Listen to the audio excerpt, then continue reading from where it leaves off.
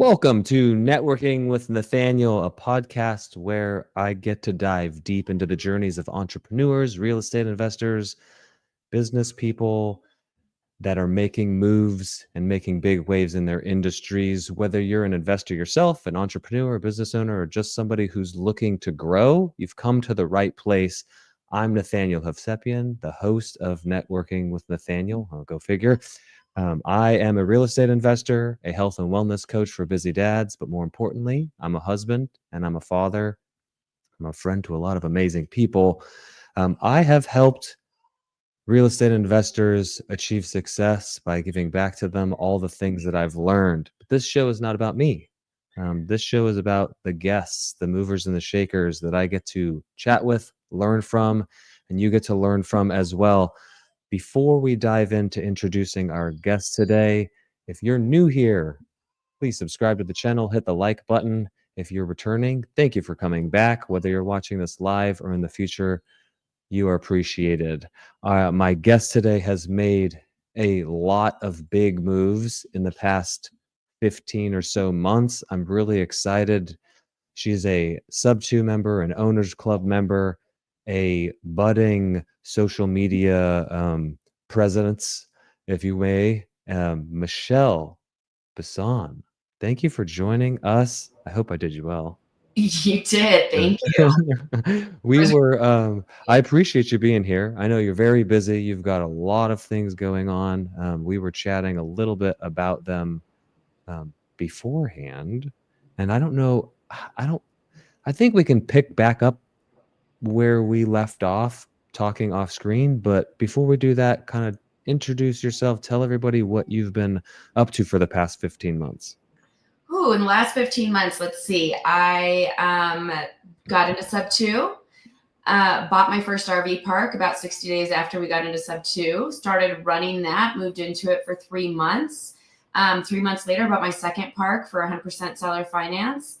Then turned around, joined Owners Club, then purchased 3 more parks.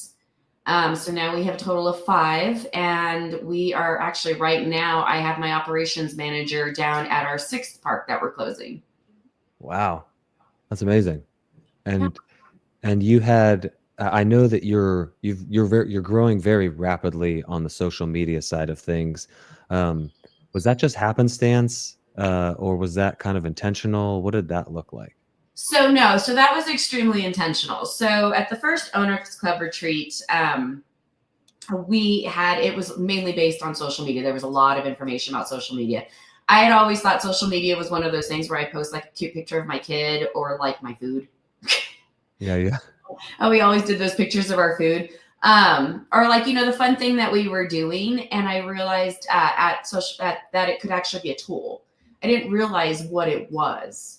I just thought it was one of those things that my parents kind of were like, oh, look at our cute grandkids. And then, they would get mad at me for being in town and not visiting.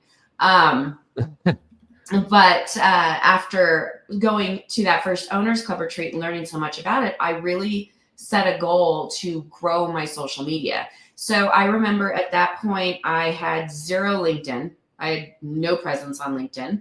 I had no presence in YouTube.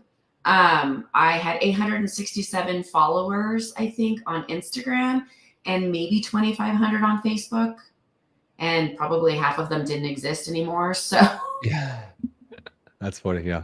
So I really made it a huge thing to just focus on Instagram and growing my social media presence and figuring out how this tool worked. And so I took all the tools that we learned of, make it 80% value, 10% personal, and 10% inspirational. And I really kind of ran with it. And so from there, I just started posting about things that we were personally doing in our business and how we were growing in our specific niche.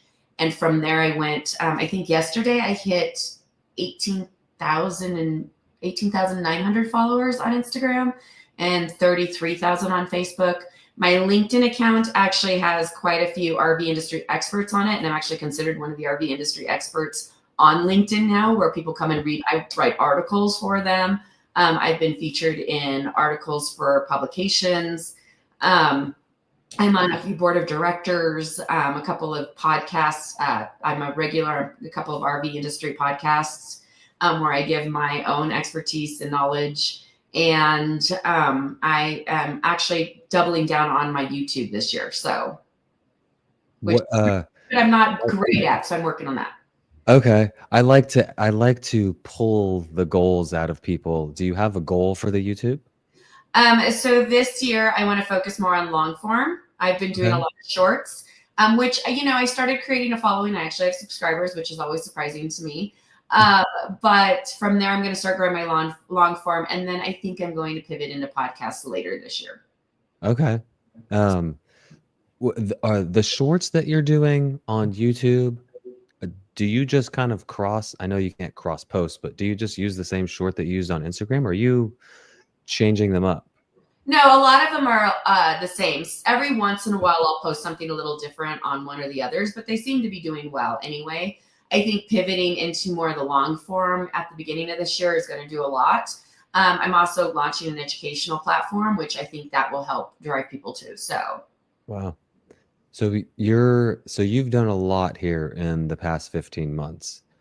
Um, and I know I do want to get to the purposes because I think that what you're doing is pretty amazing and I want to talk about that stuff. But um, going from buying your first RV park to buying your second and your third, and now you're closing on sixth, what were some of the challenges from a business perspective and from a like personal mindset perspective that you had to kind of overcome to be able to grow that?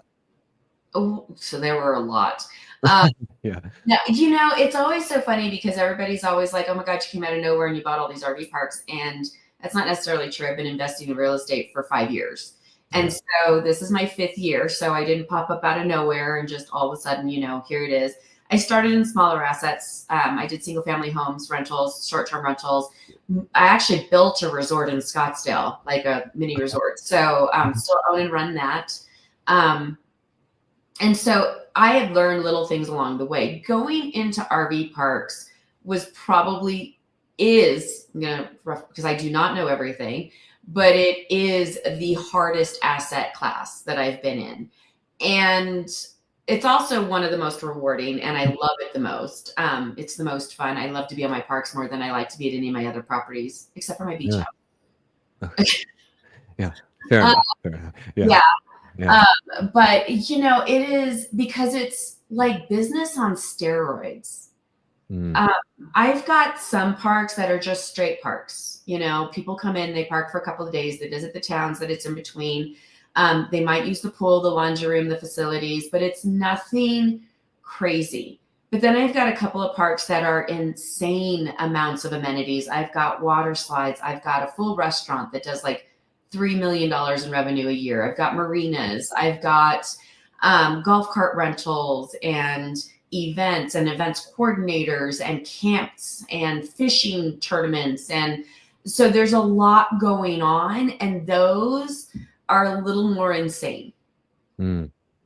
I'm So, like, I, I don't know what the word for it is, but like when you see really good food or somebody describes really good food, how you salivate, that just happened when you were describing your park right now. Um, yeah. yeah. Uh, We've started off with very simple parks. Like we were like, oh, this is a great little niche. Like we're gonna stick in this in our little box. And then we bought the first couple, and they are just straight parks. Like really not a lot of not a lot of things going on. They're very straight. People come in, they park for the night, they go visit the town. One's in Branson, Missouri. One's off of Route 66. Really straightforward. And we thought, oh, great, we could move into bigger assets. And now that we're in the bigger assets, we're like, oh, this is like a whole beast on its own. Like it's a whole, but it's good, and I'm thankful that we have enough grit and time to learn how to do them. I would guess, and I could be wrong.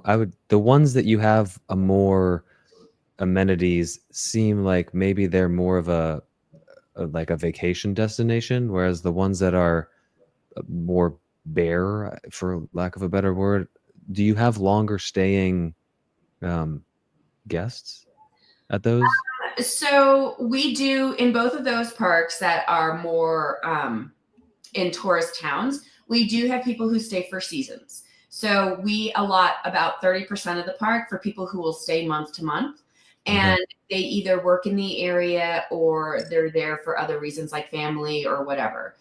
So they will stay from month to month and kind of keep things stable. And so we allot about 30% of the park just for that, for those people. And they actually keep all of our bills paid. The rest of the park we do is transient. So guests who are coming in and out, who are coming to visit the area, and those equate all of our cash flow for those parks. Wow. So Yeah. you're like, that's so the 80/20 rule is something that people might be familiar with, but 80% of your results come from 20% of your efforts. This is a little bit flip-flop, right? But that's pretty crazy. Yeah. That 30% of your park can sustain the park. So I'm assuming like there are ebbs and flows to the seasons as far as people coming. Like you might not want to be visiting during rainy season, for example.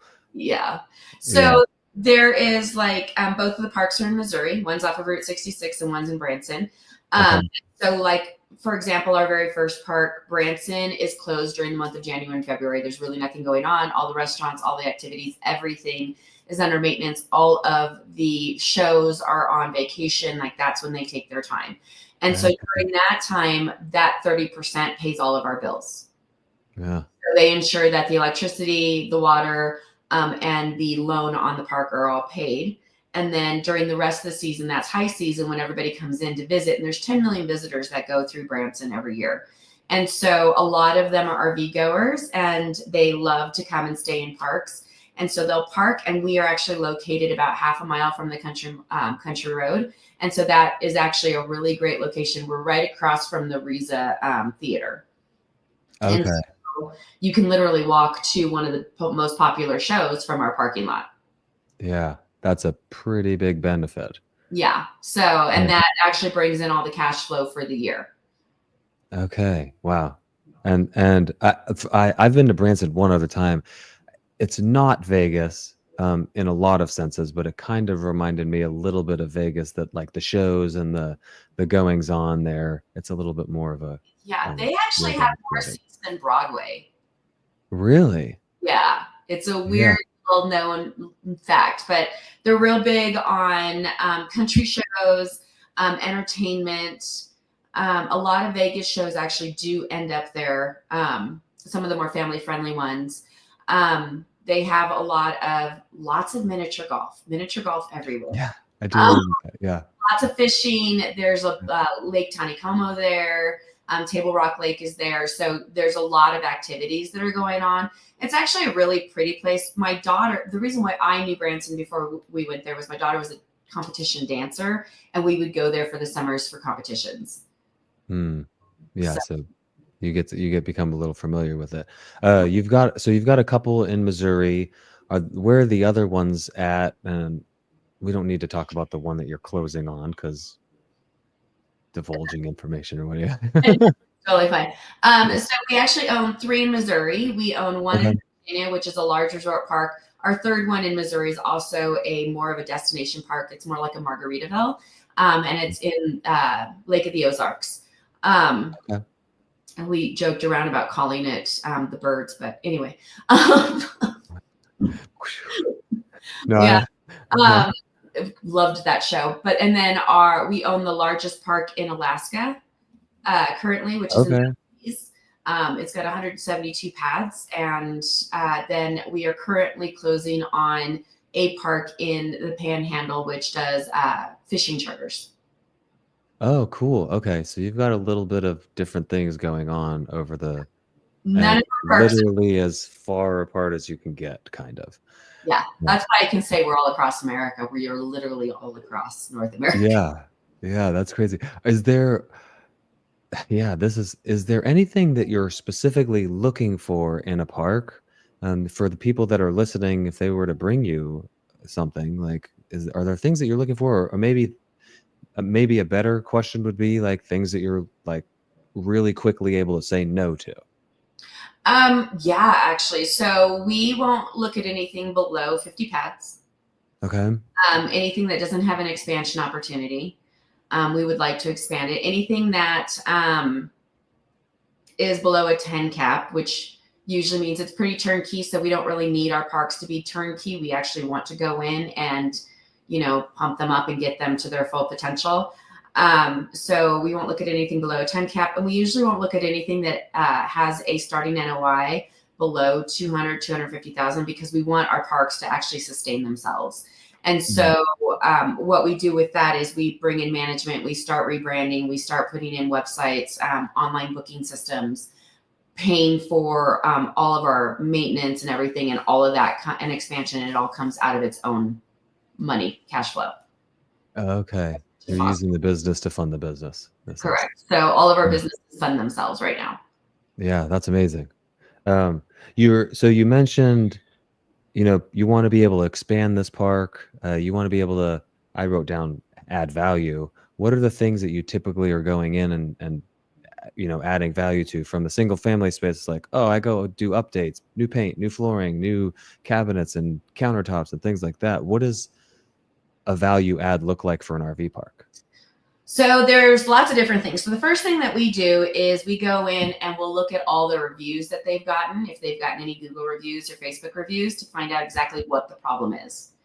And so a lot of times it's, management is mean, they're not great, there's not enough staff, the bathrooms aren't clean, this is run down, the pressure isn't great.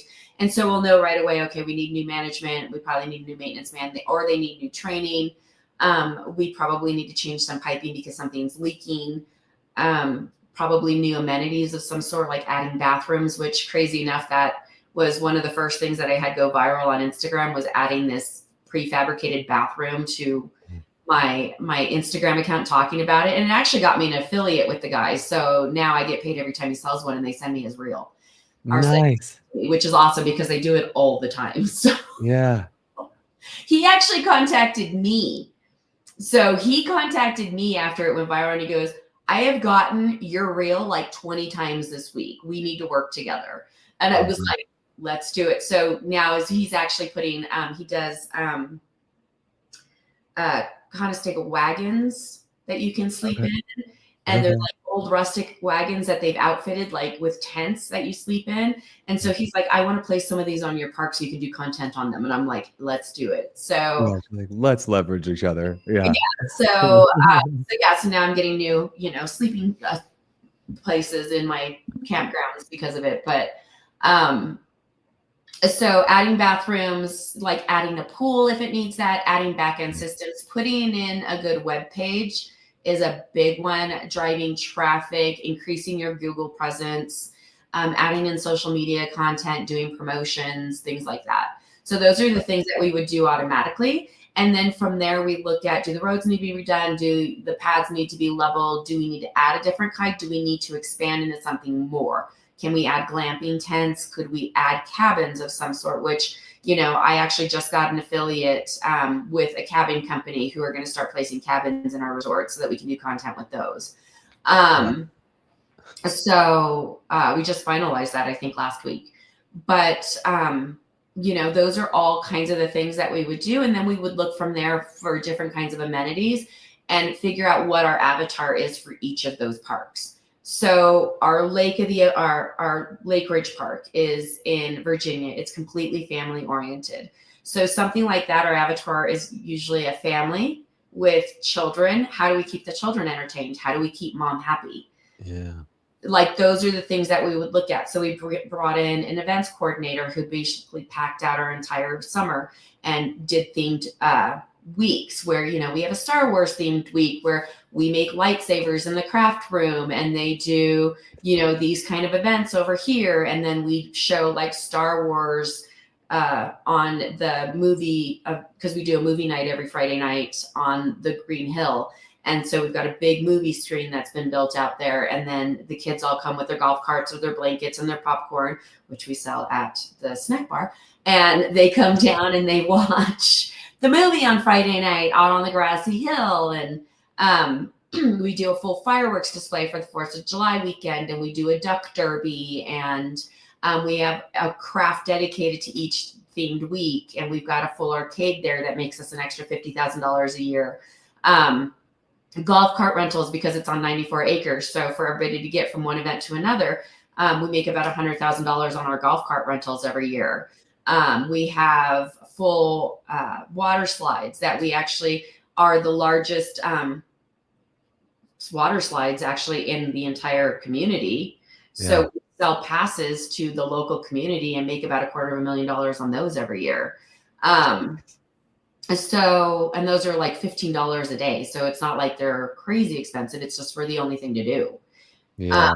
We rent out our arcade room for birthday parties. Like, we just figure out what our avatar is, and we use those assets to bring in more people and to increase the cash flow. Yeah, that's incredible. It's like you hear start with the end in mind. So that's what you've done, is go, who am I trying to bring in? Who am I trying to not contain is not the right word, but keep in this part for long. Yeah. How am I trying to capture their dollars? Yeah. In the best, most, the easiest. What am I using on my park that's going to capture all the dollars that I can? Yeah. And like, let me build this screen where I can show movies on movie night, and then because of that, I'm going to sell some soda and some popcorn to people that I wouldn't have otherwise sold. Yeah. Or like, we just added delivery service this year from the grill. So you can call the grill and have a pizza and 2 liters delivered to your campsite, so mom doesn't have to leave. Yeah. You know, which as a mom, like, I'm always thinking about that. Like, if you look at any of my properties, one of the biggest things that I look at is, how can we get mom to relax? So even in my short-term rental properties, the bathrooms all have a television in them, and there's a soaking tub and a lock on the door. Stay out. Yeah. Because mom's the one who never gets to go on vacation. So no offense to dads. Dads work hard too, but I think about mom's side of it. So it's a real thing. But then at our Lake of the Ozarks, it's a completely different dynamic. Our avatar is not families. It's more, friends who want to go out and have a good time. So we have a bar and restaurant on there who, we service them. We're putting in a giant pool with a bar slide at the pool. We bring in live music every weekend. So we're building out container openings where they can watch from above that. We actually are bringing in a Sturgis rally this year. So we have a full Sturgis rally that's coming out. We're part of a tour. They bring out their own music with like Nickelback and like major players that come in and like play, and they bring in hundreds of people with them. So yeah, that's amazing. I like this a lot. I am avoiding shiny object right now. Yeah, it's definitely hard to not get shiny object syndrome when you start like meeting with people in the community who do things and they do them really well, because I do it too. So well, it's like it's different than single family homes. I guess when you're just doing like long-term rentals or even co-living to a certain extent, when you're doing a short-term rental, you really do want to kind of think about these things as well. Who's the person that's going to be traveling to this? How can I build amenities inside and around the house that will appeal to them and keep them here? That's going to be dictated by, what's around the house. Are we located, near a beach, or is this up in the mountains, or is this next to Disneyland? Like, those types of things play factors. And so when you're talking here, I'm like, oh man, you're really thinking about what these people want and how I can really appeal to them, which is really cool. And then you drop Nickelback. I'm like, oh yeah. No, but I mean, it's true though, because it's also not just who am I bringing in to appeal to, but during off season when we don't have those people, how am I bringing in people from the community so I'm continuing to make revenue?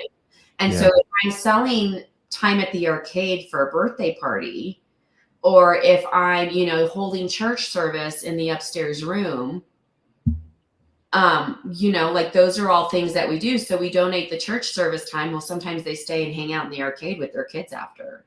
Yeah. Or like at Papa Chubby's in Lake of the Ozarks, we have the bar and grill and they're open all year long. And so if we're doing continuous things there and like bringing in like bingo night, which we do every Thursday during the off season, or, you know, candy card bingo or whatever, and people are constantly coming in because that's just our line dance lessons or live music. We also have slot machines in there, which bring people in. So Wow. Okay. yeah, like they've got their whole own business like that comes Yeah. into play. Like each park has its own avatar and each park plays to that avatar. Yeah, that's cool. So you've grown a lot as a business person, as a businesswoman.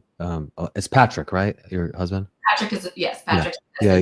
is Both of you have grown a lot. He's left. Has he left his W-2 now? Because I know that was that before we went live that you mentioned one of your first purposes, goals was to get him out of the W-2. yeah. So originally I started investing during COVID and it was just to make some extra money.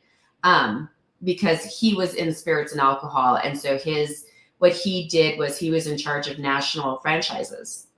Okay. Well, during COVID, everything stopped and nobody was going Yeah. out. So it was kind of one of those wide awake moments of we have a really good life and it literally could change overnight. And we didn't realize that until we got to that point when all restaurants were closed. And it was cool for about 2 weeks. And then we were like, what if this is something that really could happen? Yeah. And that kind of made me start thinking. And I actually, crazy enough, read this crazy little book called Skip the Flip. And Okay. it was this 24-year-old kid who got into real estate investing and in a couple of years was doing like these $1 million deals. And I thought, he's 24. Like, if a 24-year-old could do this. Yeah. Yeah. Like, and so then I started talking to my friend who had up and moved to Tennessee, and she came over for dinner. She goes, well, I've been investing in real estate for 16 years. Had no idea. And I was like, what are you talking about? So the next day I was like, forget it, I'm done. So the next day I actually went out and bought our first house and was making an extra $700 almost immediately. And I was like, well, that was so easy. So that was a Friday. By Monday, I bought my second. Okay. In offers for my two. Yeah. Closed on both of those the same day, put tenants in them that night. So I actually put in the offer, listed them for rent, got contracts on them. Hadn't closed on them yet. I don't recommend this, but that's how I did it. I'm an eternal optimist. I think everything will work. And so closed on them both the same day, moved tenants into both of them, and kept doing that for a few months until I built up like 12 doors. Wow. Okay. So action taker a little bit. Yeah. And I'm from gonna. there, Oh yeah. Go ahead. Sorry. oh, sorry. No, from there we went into buying some resort zone land, ended up building a resort. And then that was when he decided to leave his W-2. Okay. So it's been a little while since he got to. This is not an RV thing. No, he left right before we put in our first offer for our RV park. Okay. So about a week before that, we joined Subto and he left. Okay. I wouldn't normally do this, but we did have a request here. I would normally wait till the end, but we'll do it twice. How do people reach out to you, Michelle? You can actually find me. I have my own webpage. It's michellebesan.com. Or you can always DM me on Instagram at Michelle Besan, which I always answer my own DMs. So Look at that. That's no matter how big you get, I think that on social media, not like headwise or anything. Yeah, I think that's something that's important, is that connection that you have, that connection that you've built up. That's a value that you bring. I am amazed that Pace, Morby, the leaders. so cool. How the heck does he answer all the with And his he business schedule? Thing.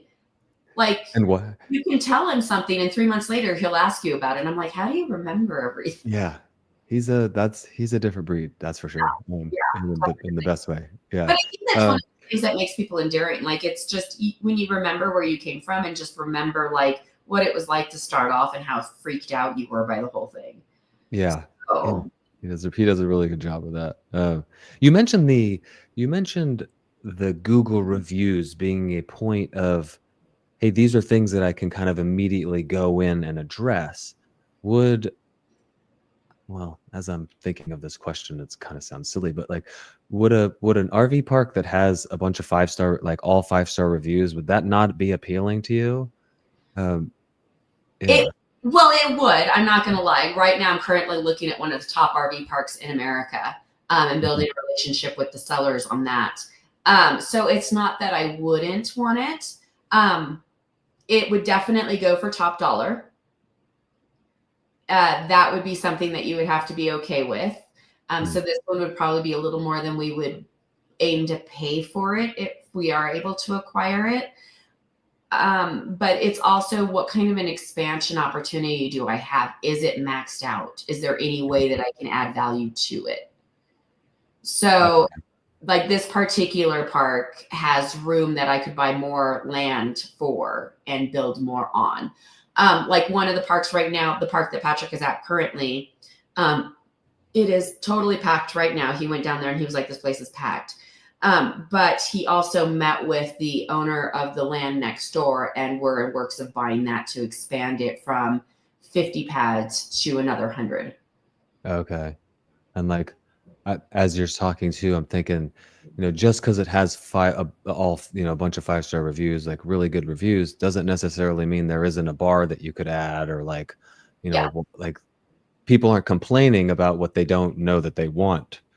Well, they're not complaining about what they don't know what they want. You also don't know who the reviews are from.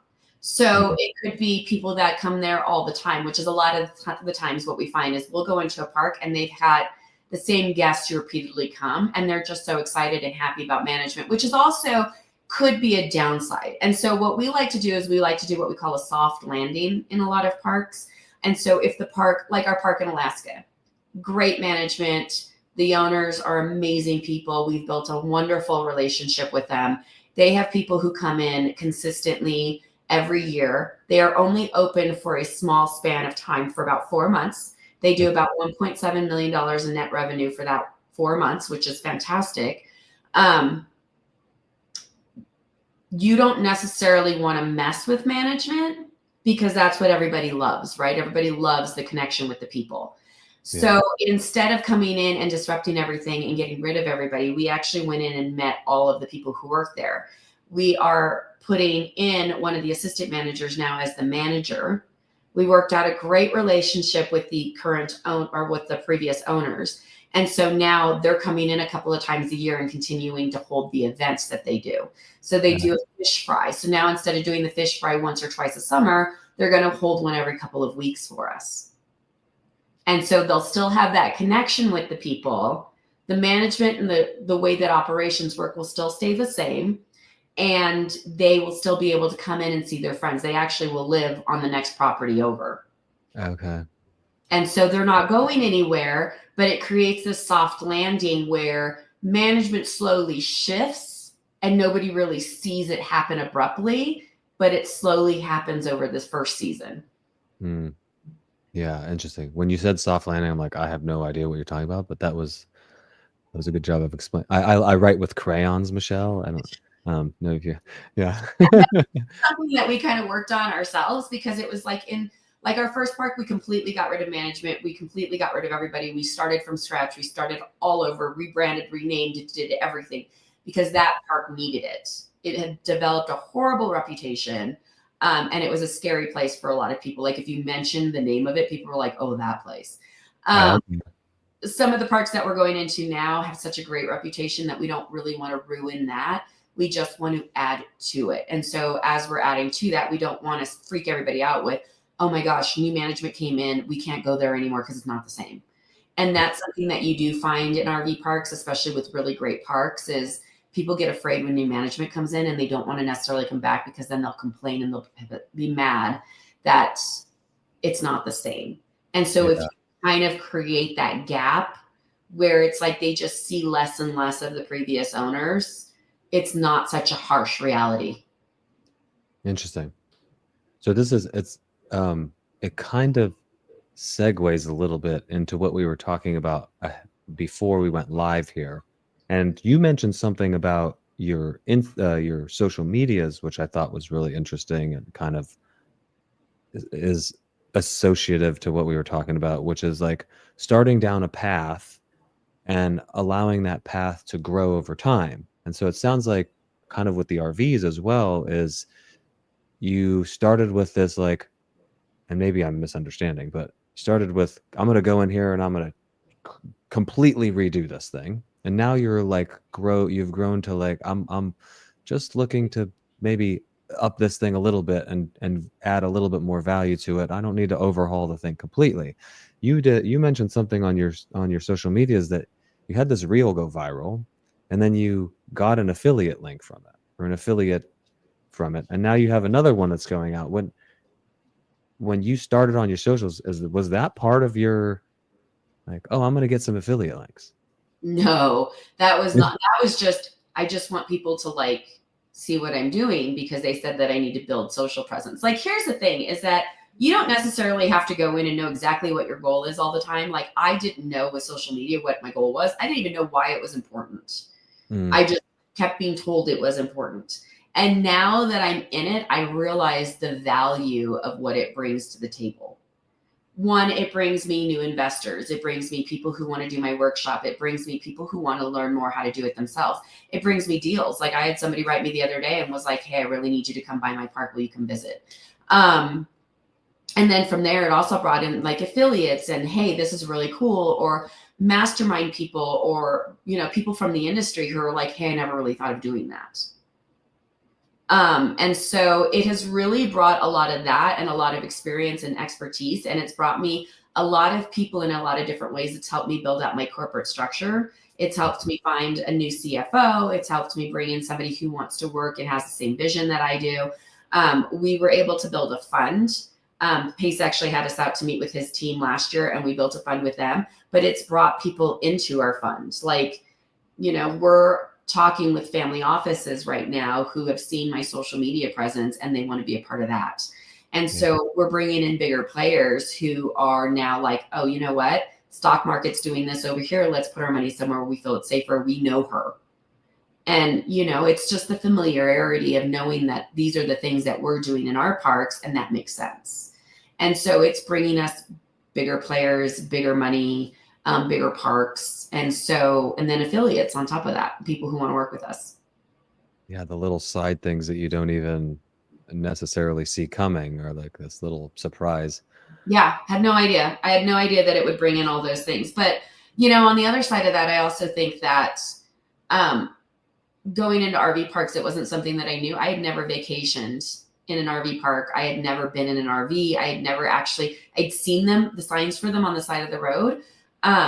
Sometimes you just have to leap into new things, you know, and that was something that, that's something that I always find interesting is when I meet people and they're like, you know, how did you get into this? Did you know a lot about this? And I'm like, I knew nothing about it. Like, it wasn't something that I was familiar with. It wasn't something that I knew about. It wasn't something my parents even did on vacation. Like, we never owned an RV. And so you can jump into things that are brand new for you and learn them. You just have to take action and do them.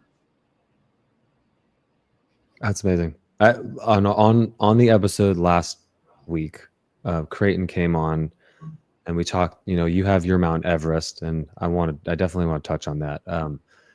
You know, we talked about the Mount Everest and being able to see the peak, but you don't necessarily see the path. And we could sit down at the bottom of the mountain and just like hope that the path reveals itself at some point, or you could start walking up, you know, and creating a path and then going, okay, no, this isn't the right way, and to make a little bit of turns and make adjustments along the way. One thing that I think it was Dean Graziosi talked about at Squad Up was the pivoting and like being able to pivot in your business and it doesn't just apply to business, in your life and your relationships, like being able to pivot and make changes and make adjustments. That's so important. You did mention before we get to your big Mount Everest goal, you did mention a workshop. What's that about? Yeah, that was actually something that kind of came about too this last year as I was doing things, is more and more people were asking me how I was doing it. And it just realized, you know, Pace basically was like, you know, you need to be doing workshops. And so that's when that pivoted into workshops. And so we have done a couple. We've done one 2-day workshop. I actually joined with Ashley Perez, and we did one together in Boston right before our owners club, where we Okay. taught everybody how to basically find how you're going to fund and how you're going to buy these RV parks. And then I did a 1-day workshop in Scottsdale before Dealmaker, which we were a part of. And so we did one on completely underwriting. Okay. And how we underwrite RV parks and what we look at when we value add. And so now that's pivoting into educational content, because as I'm building my own business and I'm wanting to be in my parks and like train my managers and be there with them, like I want to be there. I want to see what's going on. I want to feel what's going on in the park so that I can better ensure that we are servicing those parks correctly, so that we know what our avatar is and who's going to those parks. As I'm building that, I'm realizing that I can't be everywhere to do workshops all the time. And so we're actually building out an educational platform where you'll be able to buy a membership to it and learn everything through modules. Okay. Interesting. From these workshops, besides the monetary, the value, what are you getting out of doing the workshops? Well, I'm actually learning how much my team knows, because I let my team have, well, not that I let them, my team has graciously volunteered to be part of all of our workshops. And so they teach the things that they're good at, because I'm not great at everything. I'm a visionary. I'm not a great integrator. I'm horrible at that. But like Patrick is amazing at operations and understanding hospitality. Pat is phenomenal at underwriting and understanding numbers and how local markets work. And then Rinda is amazing at operations, streamlining and integrating. And so having a team that understands and knows all those different aspects, you kind of get the joy of learning from all of us, which is amazing, because nobody is really good at everything. It's too hard to be good at everything. And so my biggest strength is relationship building. I am so good at building relationships with sellers, buyers, and people in the community that is something that I'm really good at. So I can go in, speak with a seller, and I may be the lowest offer on the table, but they'll usually go with us because they want to work with us, because we build that great relationship with them. And so that's one of the things that I'm really good at. I'm also really good at visualizing like exactly what avatar is going to come in there and what can service them the best. And so those are the things that I bring to the table that are really good. Or how do we find it? And when I look at a park, what are all the things that I can see that we can earn revenues off of and actually like make that a better investment for us? So I'm sorry if I sound a little throaty. I just got over a cold. No, I thank you for coming on. I know that being ill sucks. So so that's like one of the great things, but it's also brought me a lot of people in the community who want to buy RV parks, a lot of people who want to partner on RV parks, a lot of people who just want to learn. And I love being able to help people learn how to do new things, because I was in that position at one point too, where I was just afraid. And so sometimes you just need to jump in and learn. And that's kind of how I've learned to do things, is to jump in. But we're not all the same, and we don't all have the same risk factor that we take in, or the same risk tolerance. And so sometimes we just want somebody there to pivot ideas off of. And that puts me in a position where people can pivot ideas off of me, and I can pivot ideas off of them. People have great ideas, even if you don't have a park yet.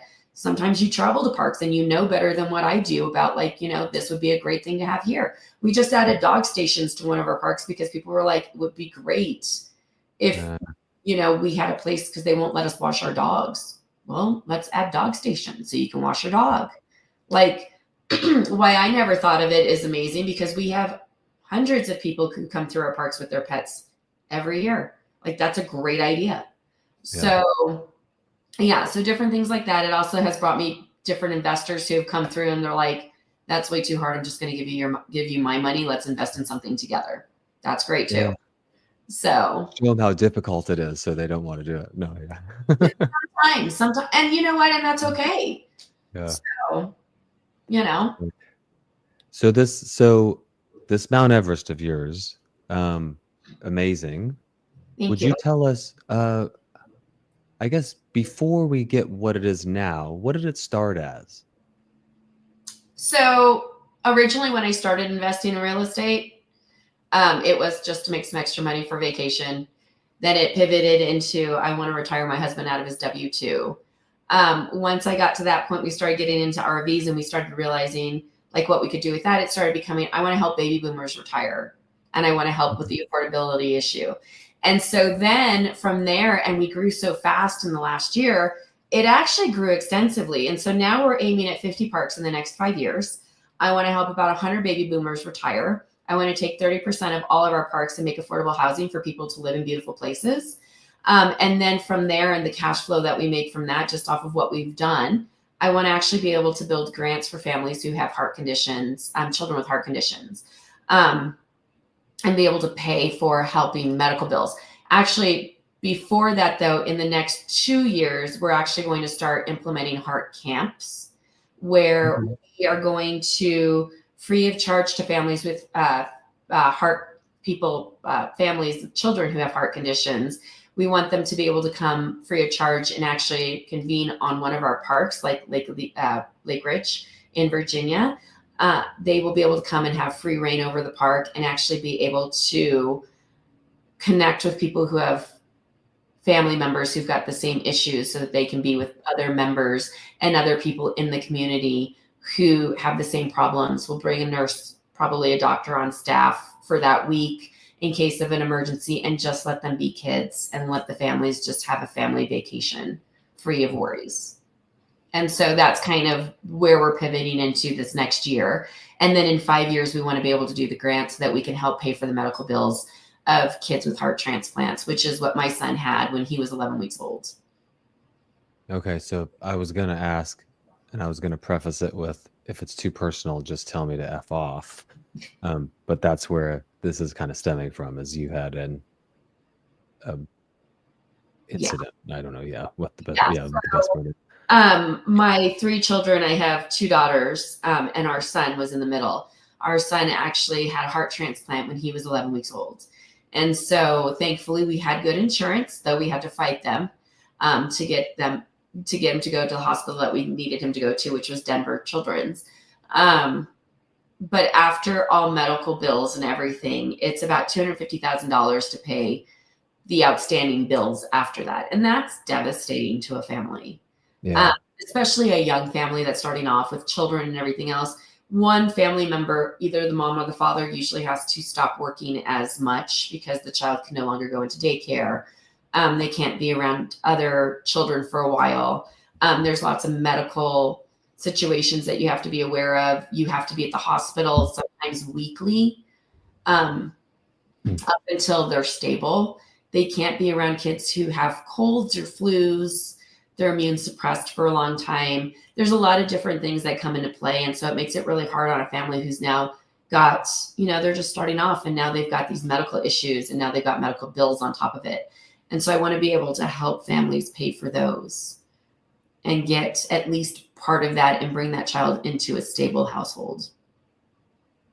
What do you foresee, what do you need to be able to get this thing off the ground? I know you say 5 years, but at the rate you're going, maybe it's 2 really, but yeah, I don't know. No, I mean, that's the thing is, it's like, that's why I started with the heart camps, is because it was kind of something that was like, oh, in 5 years I could be able to do that. But as we're growing and as fast as we're moving, I'm starting to realize I could do more. And that's why I'm realizing that my peak keeps getting further and further away because I keep expanding more and more. And so in the next 2 years, I want to start my first heart camp so that we can do that annually. And have that all fully funded so that families can come free of charge and just have a good time. It's amazing when the kids get to be kids. Yeah. So, and it's worth it. So there's just so many hospitals and so many beeping sounds and so many things going on that it's nice when a kid gets to actually just go outside and play with other kids, and having families that understand the immune suppressant issues, the medical issues and all those things, and having children in one place that get it, I think would be extremely heartwarming for me. Sorry. You're good. But I think it would be immeasurable, the amount of value that would be for the other families to not have to explain all the time and just have somebody who gets it and to Mm. build families and friendships that you can actually come back to every year, I think would be amazing. Yeah. So yeah. So that's something that I'm working on this next year. Um, my best friend actually runs the Lake Ridge Park for me, and she loves my family, loved my son. Her son actually was my son's best friend. Okay. And so his legacy has kind of gone on through all of us. And so Yeah. she's super excited to step into the role and be the first one to host one of those camps for me. Yeah, it's amazing. Being in Subto, being an owners club, you realize the value of the community aspect. We're all, maybe we're not doing RV parks, but we're all trying to grow and things together. And so we're like-minded in that way. You have these kids that are going through the same things, maybe all across different parts of the country that can now connect on this and build those relationships. And like you said, even just for a week, kind of be able to let their guard down almost, so to speak, and just be a child. And uh, Yeah. yeah, we're not meant to be grown-ups at 7 or 8 years old. Like, No, yeah, yeah, not at all. And kids yeah. need to be kids and they need to have a good time and they need to make friends.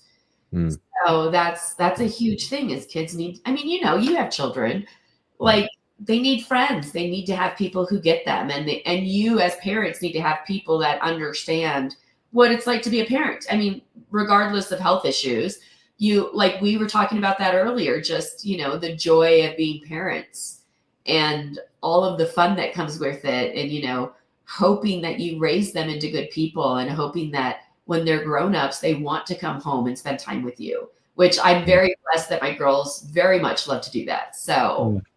That's what I was gonna say, like yours does. I want to make sure that we're cognizant of time and respecting your time. You've got a lot going on.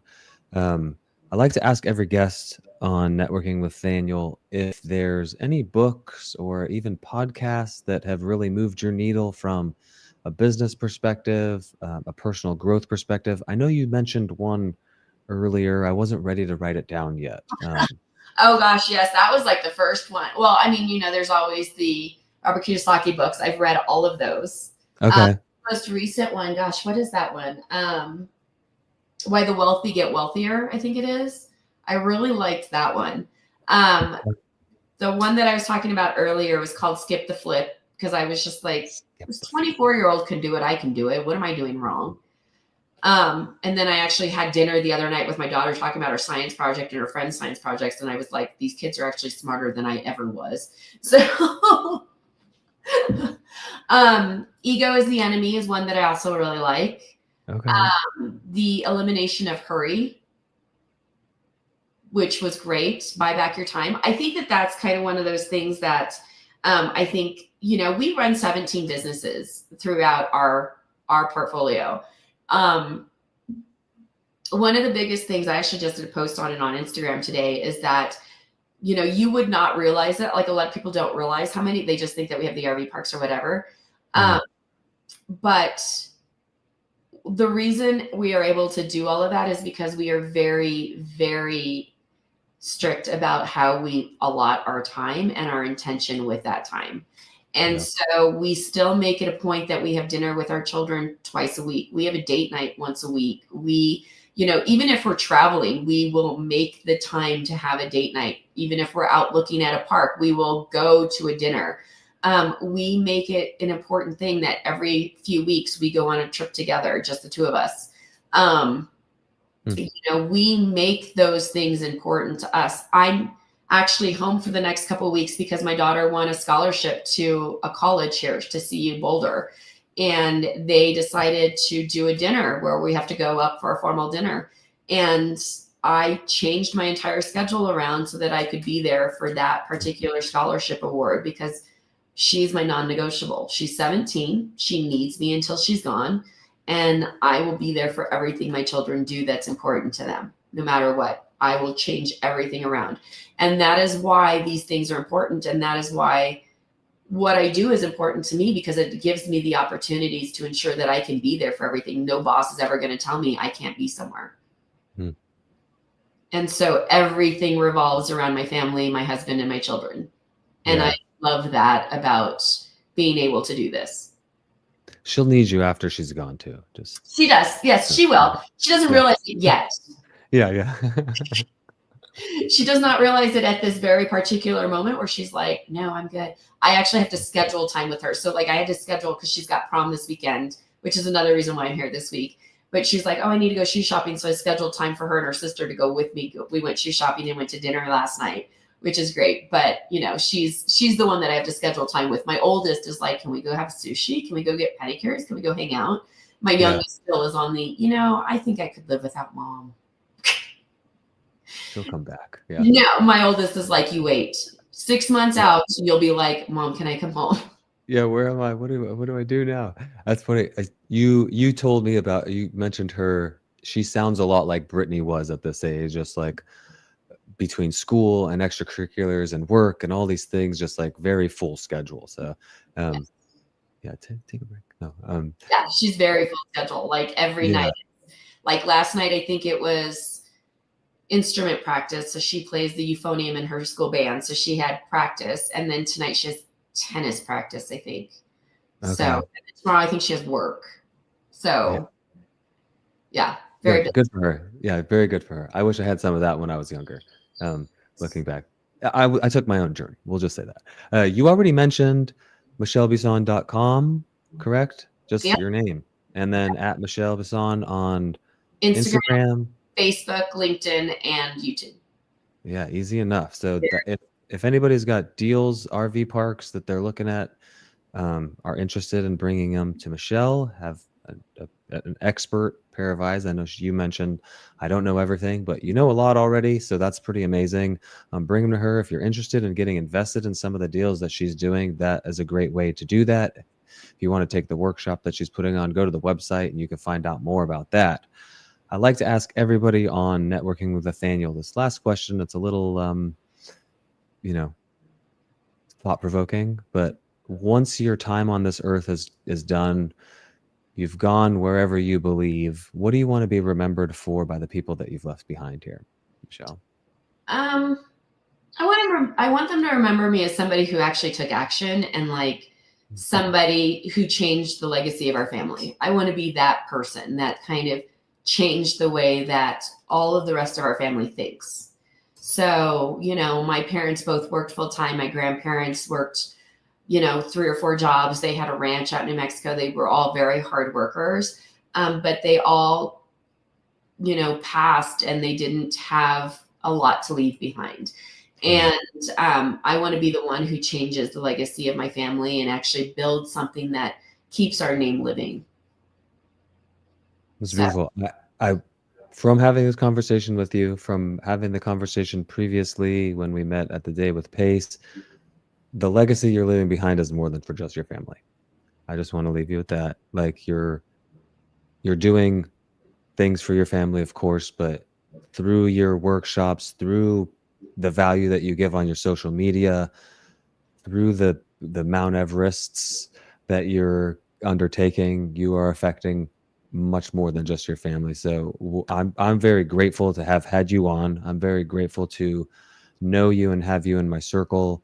Um, that I, I'm very blessed that I have people that are doing amazing things, and you are an action taker. You've proven that time and time again now. So keep doing it. Thank you so much for coming on. If you're able to hang out for a few minutes, I'd love to chat with you afterwards. But if you got to go, I understand. no, absolutely. Okay. So I'm here for you.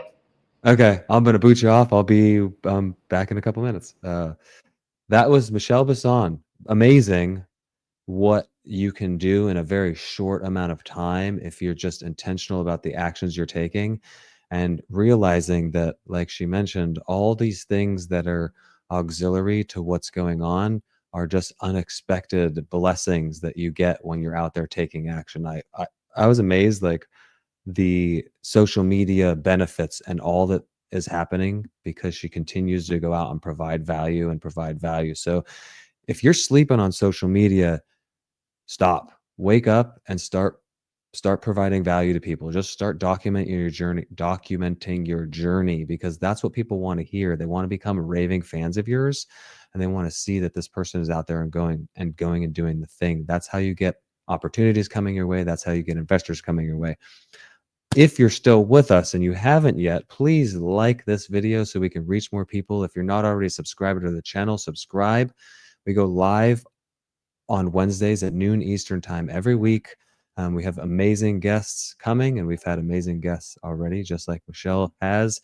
If you're needing any help getting unstuck in your business, talking about deals, talking about underwriting, talking to sellers, agents, whatever you really need, Helping Hands Hour goes live on Thursdays at noon Eastern time every single week. You can go to nathanielhovsepian.com, find the link for that. You could also just probably go in the show notes and find the link for that as well. I appreciate y'all for being here. See you next week.